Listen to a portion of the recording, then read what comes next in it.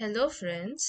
तो आज हम पढ़ने वाले हैं क्लास 11th का मोस्ट इम्पॉर्टेंट और जो बेसिक चैप्टर है लोकोमोशन एंड मूवमेंट। ये आपका ह्यूमन फिजियोलॉजी का चैप्टर है। इसमें हम ह्यूमन में लोकोमोशन एंड मूवमेंट पढ़ेंगे, बट उससे पहले हम ये भी जानेंगे कि और सारे ऑर्गेनिजम्स कैसे मूवमेंट शो करते हैं। आइए देखते हैं पहले कि लोकोमोशन होता क्या है। लोकोमोशन का डेफिनेशन एनसीईआरटी में दिया है कि it is the voluntary major movements resulting in the change in location.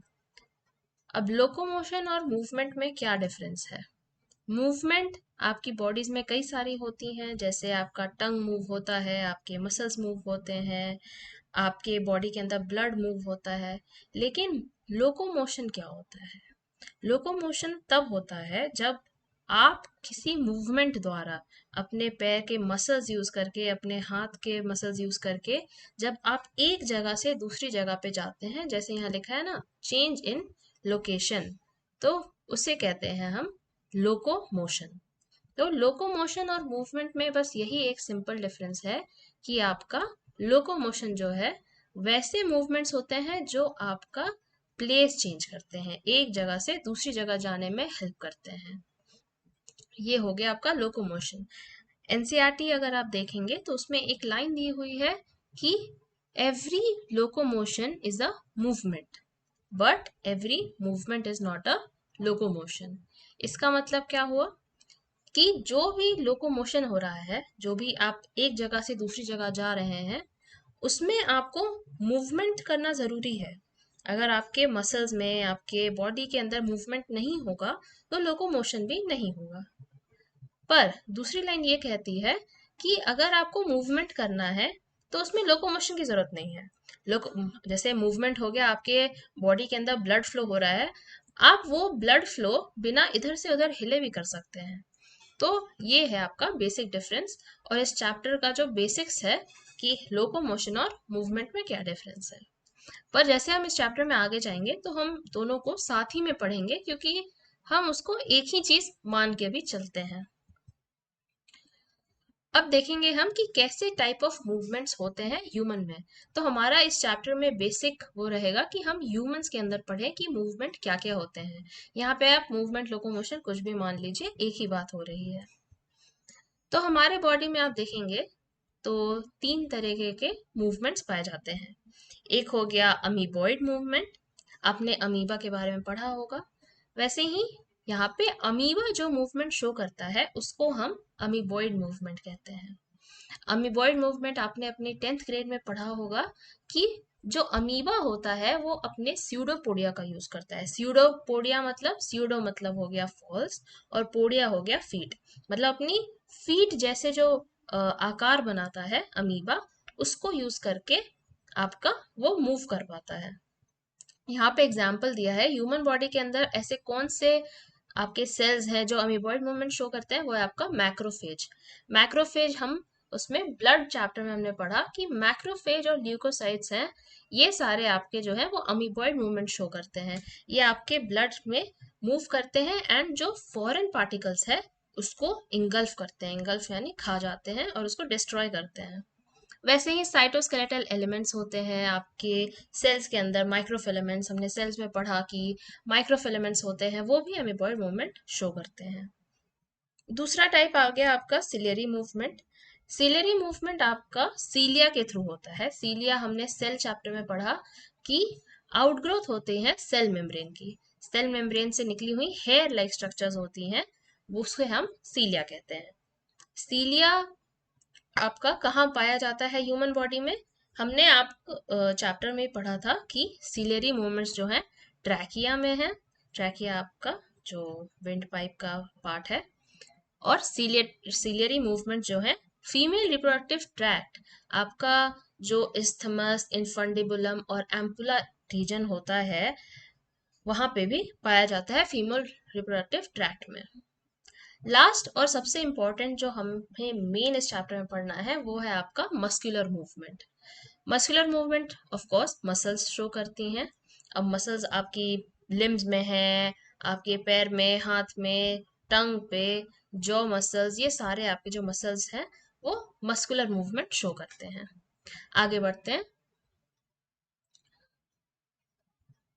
अब हम ह्यूमन मस्कुलर सिस्टम के बारे में पढ़ते हैं कि क्या क्या कंपोनेंट्स होते हैं ह्यूमन मस्कुलर सिस्टम के।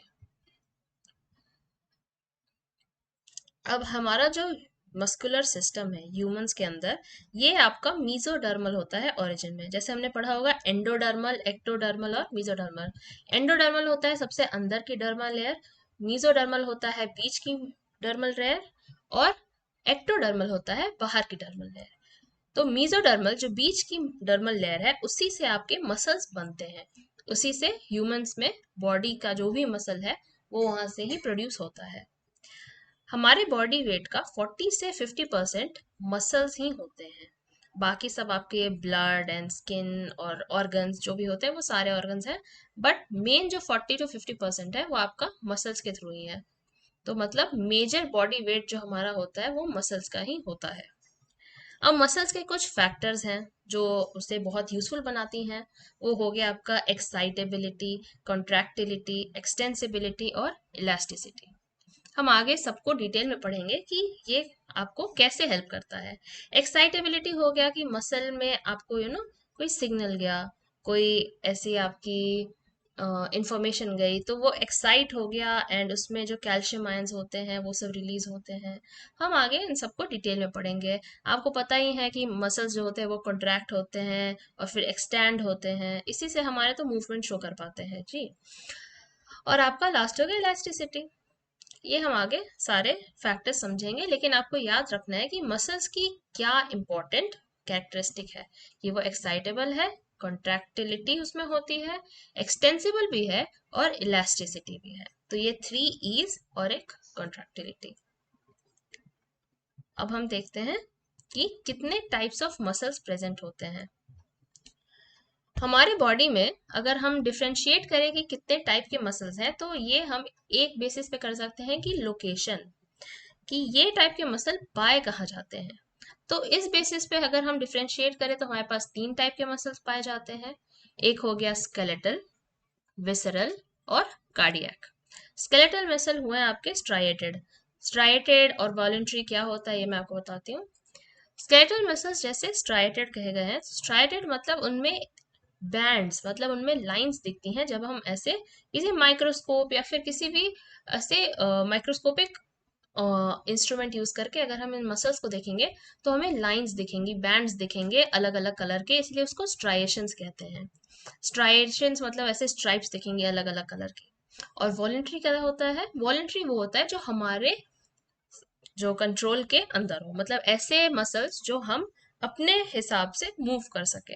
तो स्केलेटल मसल्स आपके स्ट्राइएटेड होते हैं और वॉलेंट्री भी होते हैं। मतलब अगर आप उसको माइक्रोस्कोप में देखेंगे तो उसमें अलग अलग बैंड्स, कलर्स दिखेंगे आपको, डार्क लाइट डार्क लाइट, तो उसको हम स्ट्राइएटेड कहते हैं। और वॉलेंट्री मतलब हमारे कंट्रोल के अंदर है। सेकंड आपका आ गया विसरल मसल। विसरल मसल आपका नॉन स्ट्राइटेड। तो जैसे स्ट्राइटेड आपके मतलब लाइंस दिख रहे हैं, तो नॉन स्ट्राइटेड मतलब उसमें लाइंस वगैरह नहीं होंगी और वो स्मूथ दिखता है। ऑफ कोर्स है, जब उस पे लाइंस नहीं रहेंगी तो वो स्मूथ दिखेगा। साथ ही में विसरल मसल्स इनवॉलेंट्री होते हैं, मतलब उनको हम कंट्रोल नहीं कर सकते खुद से, वो अपने आप ही बॉडी मूवमेंट शो करती है उसका, एंड वो हमारे डायरेक्ट कंट्रोल में नहीं होता है हमारी बॉडी के। थर्ड आ गया आपका कार्डियक मसल। नाम से ही हमें समझ आ रहा है कि कार्डियक यानी हार्ट के मसल्स होंगे। हार्ट के मसल्स भी एक यूनिक होते हैं, क्योंकि आप जानते हैं कि हार्ट के मसल्स कभी फटीग नहीं करते हैं, हमेशा ही बीट करते रहते हैं, वो कभी भी थकते नहीं हैं या कभी भी फटीग उनको नहीं होता है, हमेशा ही वो सेम पेस के साथ काम करते रहते हैं। तो कार्डियक मसल्स भी हमारे कंट्रोल के अंदर नहीं है। जैसे आप अगर सोचें कि कार्डियक मसल्स अगर हमारे कंट्रोल में होता तो हम उसके जितना तेज हमारे हार्ट को धड़काना चाहे उतना तेज कर सकते थे, लेकिन ऐसा नहीं होता है, राइट। तो कार्डियक मसल्स हमारे कंट्रोल में अगेन नहीं है। तो सिर्फ स्केलेटल मसल है जो हमारे वॉलेंट्री कंट्रोल के अंदर आता है, और सिर्फ विसरल मसल है जो नॉन स्ट्राइएटेड होता है, मतलब उसमें स्ट्राइएशंस नहीं दिखती हैं। कार्डियक मसल और स्केलेटल मसल इन दोनों में ही स्ट्राइएशंस पाई जाती हैं। तो ये आप याद रखिएगा, काफी इंपॉर्टेंट इसका डिफरेंशिएशन है 3 टाइप के मसल्स का डिपेंडिंग ऑन लोकेशन। आगे अब हम पढ़ते हैं कि इनके बारे में, ठीक है। स्केलेटल मसल्स को हम स्केलेटल मसल, विसरल मसल और कार्डियक मसल को हम इंडिविजुअली भी एक बार पढ़ लेते हैं। स्केलेटल मसल्स यानी स्ट्राइएटेड मसल्स जो हैं, ये आपके उनके कैरेक्टरिस्टिक क्या है वो देख लेते हैं कि स्केलेटल मसल जो है उसमें स्ट्राइएशंस होती हैं, उसमें जैसे मैंने बताया यहाँ पे डार्क और लाइट बैंड ऐसे प्रेजेंट है, वो दिखती हैं आपको कि मतलब काफी सारे लाइंस वगैरह उसमें हैं। तो ये आपके स्केलेटल मसल का एक कैरेक्टरिस्टिक हो गया। वॉलेंट्री आपको मैंने बताया कि वो हमारे कंट्रोल के अंदर है, हम उन्हें मूव कराना चाहें हम खुद से उसको मूव कर सकते हैं। अब स्केलेटल मसल आप नाम से समझ रहे हैं कि वो स्केलेटन से जुड़े होंगे, ऐसे मसल्स जो आपके स्केलेटन से ही डायरेक्टली अटैच्ड होते हैं। इन मसल्स में रिच ब्लड सप्लाई होती है, काफी ज्यादा ब्लड होता है, काफी ज्यादा ब्लड मतलब काफी ज्यादा ऑक्सीजन भी जाता है। फटीग मसल भी हैं, क्योंकि ये अगर हमारे वॉलेंट्री कंट्रोल के अंदर है तो हमें इन्हें ओवर यूज भी कर सकते हैं, राइट। ओवर यूज जैसे आप तेज दौड़ने लगेंगे, बहुत देर तक आप दौड़ रहे हैं, तो क्या होगा कि आपके मसल्स में फटीग हो जाएगा, मतलब ब्लड थोड़ा स्लो पहुंचेगा, उसकी वजह से ऑक्सीजन भी धीरे जाएगी। और अगर ये होता है तो हमने जैसे पहले ही पढ़ा है कि ऑक्सीजन अगर कम जा रही है मसल में तो वहां पे लैक्टिक एसिड का प्रोडक्शन होने लगता है, उसकी वजह से आपको मसल में फटीग भी फील होता है। आगे हम देखते हैं कि मसल फाइबर जो होते हैं, जो स्केलेटल मसल फाइबर्स हैं, वो है मल्टी न्यूक्लिएट। मतलब एक सेल के अंदर, एक सेल जो आपका मसल का सेल है पहला, उसके अंदर काफी सारी न्यूक्लियस हो सकती हैं। ये आपको ये भी बताता है कि हम उस मसल को कितना यूज कर सकते हैं, क्योंकि आपको पता है जितने न्यूक्लियस होंगे उतना ज्यादा वो फास्ट डिवीजन शो करेंगे, जितना डिवीजन शो करेंगे उसमें और भी सेल्स जो होंगे वो ज्यादा जल्दी से बनेंगे एंड उसमें एनर्जी ज्यादा होगी। तो आपका मसल फाइबर्स जो है वो आपके मल्टी न्यूक्लिएट होते हैं, उसको हम सिंटिकियम भी कहते हैं। सिंटियम मतलब presence of more than one nucleus in a cell. और जैसे हम मैंने अभी बताया कि हम स्केलेटल मसल्स को काफी ज्यादा यूज करते हैं वॉलेंट्री एक्शंस के लिए, तो इसीलिए उसमें माइटोकॉन्ड्रिया भी ज्यादा होता है, हमें ज्यादा एनर्जी चाहिए उसको चलाने के लिए, तो माइटोकॉन्ड्रिया ज्यादा रहेंगे। माइटोकॉन्ड्रिया ज्यादा रहेंगे तो एटीपी भी ज्यादा बनेगा, और एटीपी को यूज करके हम उससे अपने स्केलेटल मसल्स को काफी ज्यादा यूज भी कर सकते हैं। अब देखते हैं विसरल मसल। विसरल मसल हो गया आपके स्मूथ मसल्स जो हैं। अब हम स्मूथ मसल्स में देखें तो मैंने आपको बताया कि उसमें स्ट्राइएशंस नहीं होते हैं, वो स्मूथ होता है, मतलब उसका दिखने में ही स्मूथ होता है, इसका नाम विसरल मसल है, ठीक है। ये हमारे कंट्रोल में भी नहीं होता है। एंड विसरल मसल है तो ऑफ कोर्स ये आपके विसरल ऑर्गन्स में पाया जाता है। विसरल ऑर्गन्स कैसे हो गए, जैसे आपका एलिमेंट्री कनाल है, stomach, intestine, large intestine, anus, ये, या फिर रिप्रोडक्टिव ट्रैक्ट। रिप्रोडक्टिव ट्रैक्ट में फीमेल रिप्रोडक्टिव ट्रैक्ट या मेल रिप्रोडक्टिव ट्रैक्ट, दोनों में से आप देखें कि यू नो ओविडक्ट है या फिर आपका यूट्रस है, वजाइना है, इसमें भी आपके विसरल मसल्स पाए जाते हैं, स्मूथ मसल्स। साथ ही में यूरिनरी ब्लैडर, जो ब्लैडर होता है उसमें भी आपके विसरल मसल्स पाए जाते हैं। हम आगे के चैप्टर में पढ़ेंगे एक्सक्रीशन में कि यूरिनरी ब्लैडर जो है उसमें भी आपका विसरल मसल ही फाइंड होता है। तो जो भी सारे विसरल ऑर्गन्स हैं उसमें विसरल मसल है। विसरल मसल में आप जानते हैं it is not under our control, उसमें ब्लड सप्लाई भी कम है एंड ये फटीग नहीं होता है बिकॉज हमारे कंट्रोल में नहीं है। इन्हें ज़्यादा एनर्जी चाहिए नहीं, फटीग होते नहीं हैं, तो इसमें न्यूक्लियस भी एक ही है जैसे नॉर्मल एक सेल में होता है, और इसे माइटोकॉन्ड्रिया की भी ज़्यादा ज़रूरत नहीं है। तो ये आपके सारे बेसिक हो गए। यहाँ आप डायग्राम में देख सकते हैं कि विसरल मसल पाया कहाँ जाता है और दिखता कैसा है। अगर हम विसरल मसल की बात करें तो आप देखेंगे ये आपके फ्यूजीफॉर्म शेप के होते हैं। यहाँ आप देखेंगे बीच में वो मोटे हैं एंड दोनों साइड से बहुत थिन एक आपकी स्पाइकी लाइन आ रही है, इसको हम कहते हैं आपके विसरल मसल जो है ये फ्यूजीफॉर्म शेप का है। फ्यूजीफॉर्म शेप हो गया आपका ऐसे, स्टार्टिंग होती है पतली एंड देन मोटे होते जाते हैं एंड देन फिर वापस पतली हो जाती है। उसके जो एंड्स होते हैं उसको हम टेपरिंग एंड्स कहते हैं। टेपरिंग एंड्स मतलब वो जाके ऐसे एकदम पतली हो जाती हैं, ठीक है। अब देखते हैं कार्डियक मसल। जो हमने क्लासिफिकेशन किया, हमने पढ़ लिया कि स्केलेटल मसल कैसा होता है, विसरल मसल कैसा होता है। अब कार्डियक मसल्स के बारे में हम देखेंगे। कार्डियक मसल्स होते हैं, उसमें मैंने आपको बताया स्ट्राइएशंस पाए जाते हैं स्केलेटल मसल जैसे। उसमें भी डार्क और लाइट बैंड्स होती हैं। कार्डियक मसल ऑफ कोर्स आपका इनवॉलेंट्री होता है, हमारे कंट्रोल के अंदर नहीं होता है, डायरेक्टली आपके ब्रेन के कंट्रोल के अंडर ही होता है। हम उससे अपने हिसाब से उसको फास्ट या स्लो नहीं कर सकते हैं। कार्डियक मसल के नेम से आपको पता चल रहा है कि it is only present in the heart. और हार्ट में आपको पता है काफी ज्यादा एनर्जी चाहिए उसको पंप करने के लिए, तो वहां पे जो ब्लड सप्लाई है काफी ज्यादा होता है।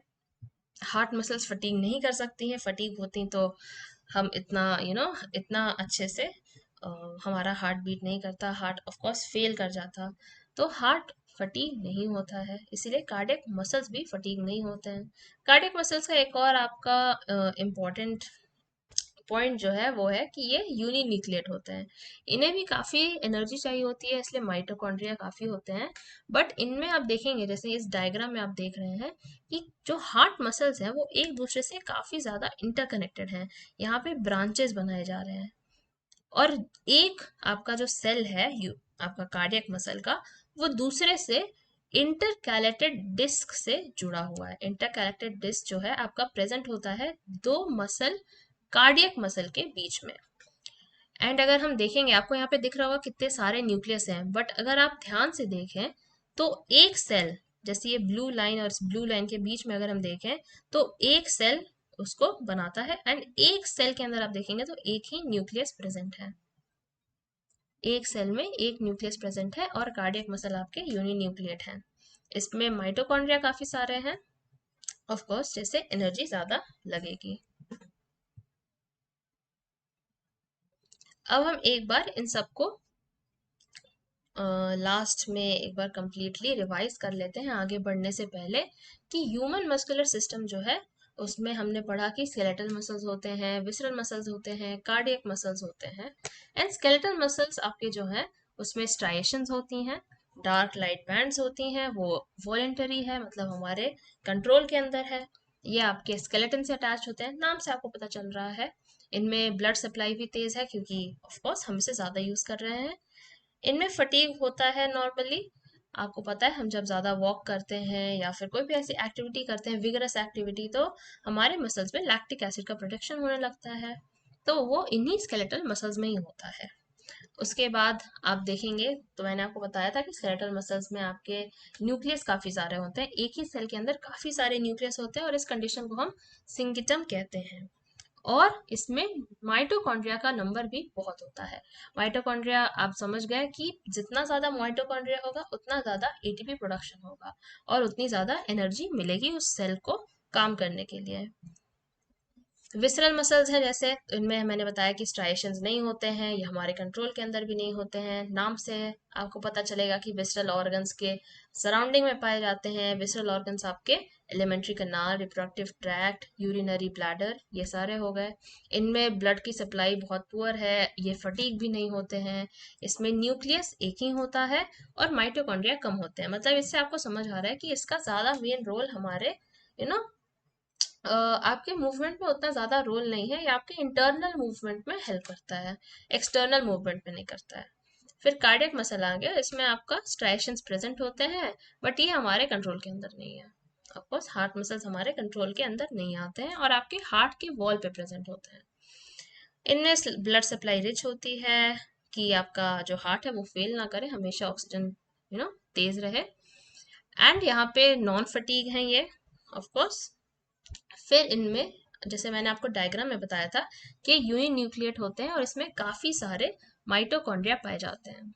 तो विस्टल मसल तो हमें आप पता चल गया, कार्डियक मसल भी आपको पता चल गया, स्केलेटल मसल भी हमने देख लिया। ये सारे जो आपके मस्कुलर सिस्टम जो डिफरेंशिएशन की गई है ऑन द बेसिस ऑफ कि वो आपके मसल्स कहाँ पाए जाते हैं।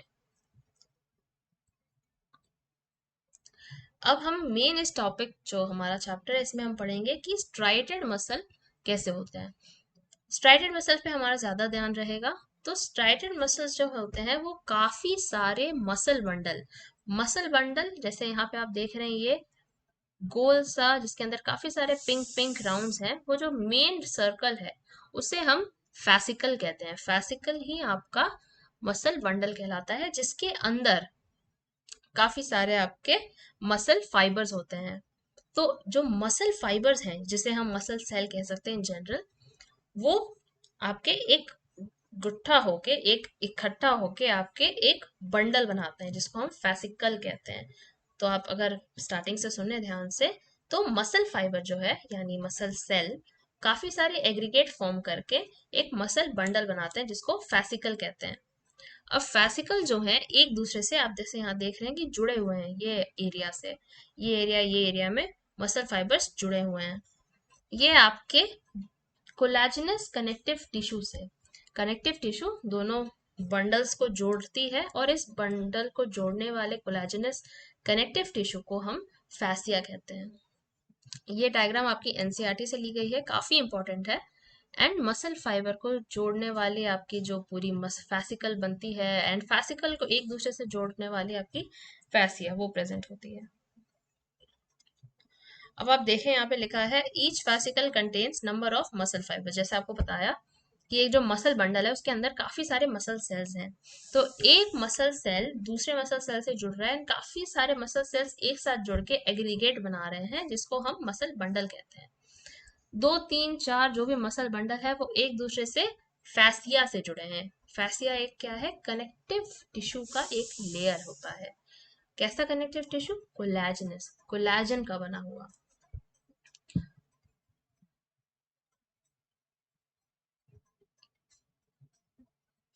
अब मसल फाइबर्स जो हैं वो आपके जिस किसी भी सेल की तरह, जैसे मसल फाइबर यानी यहाँ पे मसल सेल की बात हो रही है, तो जैसे मसल फाइबर या कोई भी सेल होता है जिससे उसका प्लाज्मा मेम्ब्रेन होता है, वैसे ही मसल फाइबर का जो प्लाज्मा मेम्ब्रेन है उसको एक स्पेशल नाम दे दिया है, जिसको हम सार्कोलेमा कहते हैं। सार्कोलेमा मतलब मसल का प्लाज्मा मेम्ब्रेन।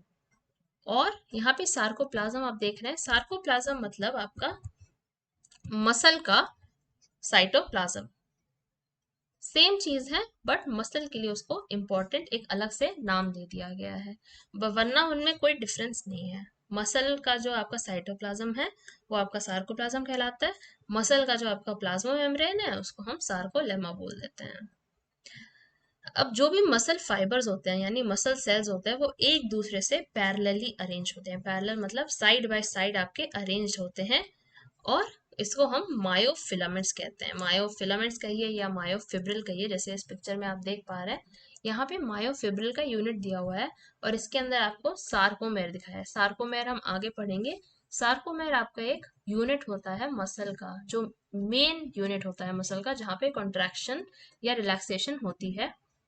तो ये आप चार्ट देख सकते हैं एक दूसरे में जा रहा है। जैसे हम अगर मसल को अगर जूम आउट करें तो देखेंगे कि यहाँ पे आपको मसल फाइबर्स प्रेजेंट हैं, और मसल फाइबर्स के अंदर आपका मायोफिब्रिल्स है, मतलब जो फिलामेंट्स हैं मसल के वो यहाँ पे प्रेजेंट है। अब हम मायोफिब्रिल्स को भी जूम आउट करें तो देखेंगे कि एक सार्कोमेर हमें दिख रहा है। सार्कोमेर आपका मेन जो कॉन्ट्रैक्टिंग यूनिट होता है, जो आपका मसल का मेन फंक्शनिंग यूनिट होता है, उसको हम सार्कोमेर कहते हैं। उसके बारे में हम इम्पोर्टेंटली डिटेल में आगे पढ़ेंगे, क्योंकि वही आपका मेन यूनिट होता है मसल को कॉन्ट्रैक्ट और रिलैक्स कराने में।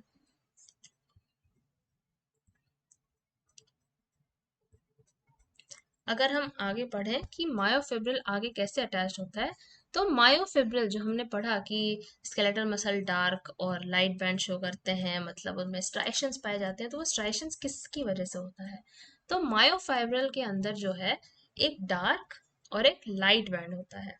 डार्क और लाइट बैंड, अब आप याद करना पड़ेगा आपको ये कि डार्क बैंड जो है उसको एनाइसोट्रॉपिक कहते हैं, या सिंपली ए बैंड भी लिखा जाता है, बट आपको जरूरी है कि आप फुल फॉर्म याद करके रखें, एन आइसोट्रॉपिक बैंड। मायोफिब्रिल के अंदर आपका डार्क लाइट बैंड दोनों है। डार्क बैंड को आप एन आइसोट्रॉपिक बैंड कह रहे हैं या ए बैंड कहेंगे, और लाइट जो आपका स्ट्रैंड है, लाइट स्ट्रैंड को आप कहेंगे आइसोट्रॉपिक या आई बैंड। ठीक है। The striation is due to presence of two fibrous contractile protein, thin and thick filament. तो यहाँ पे जो आपका डार्क और लाइट बैंड है, ये आपका, इनका अगर हम नाम देना चाहें, ये एक्चुअली स्ट्राइशंस इसलिए शो करते हैं जो आपके डार्क और लाइट बैंड है, क्योंकि वो दोनों अलग टाइप के फाइब्रस प्रोटीन हैं जो कॉन्ट्रैक्ट करते हैं, और ये आपका स्ट्राइशंस प्रोड्यूस करते हैं। जो एक्टिन फिलामेंट है उसको हम आई बैंड कहते हैं, जो लाइट बैंड है उसको हम आई बैंड कहते हैं, और इसको ही हम एक्टिन फिलामेंट भी कहते हैं, वो एक्टिन फिलामेंट से बना है। जो आपका डार्क बैंड है यानी ए बैंड है, एनाइसोट्रॉपिक बैंड, वो आपका मायोसिन फिलामेंट से बना है, इसीलिए वो डार्क दिखता है। तो ये जो एक्टिन फिलामेंट और मायोसिन फिलामेंट का जो ऑल्टरनेट अरेंजमेंट है, उसी की वजह से ही आपको स्ट्राइशंस दिखती हैं स्केलेटल मसल के अंदर।